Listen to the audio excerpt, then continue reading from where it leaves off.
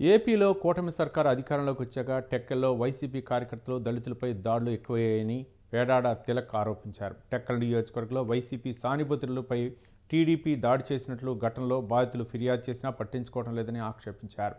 బాధితులపైన కేసులు నమోదు చేస్తున్నారని మండిపడ్డారు. కోటబొమ్మాలి మండలం ఇచ్చుపురంలో దళిత మహిళపై దాడి చేసిన పోలీసులు కేసు నమోదు చేయాలని ఆరోపించారు.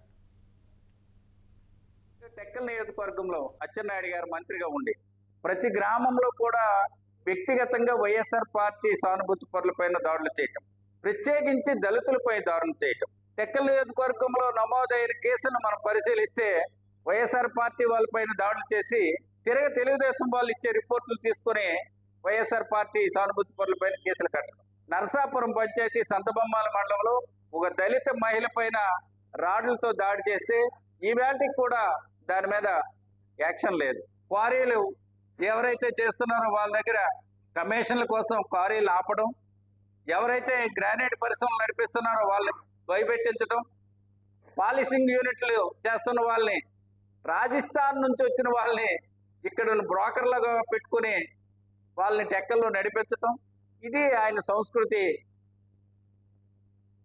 టెక్కల్ నియోజకవర్గంలో అచ్చెన్నాయుడు గారు మంత్రి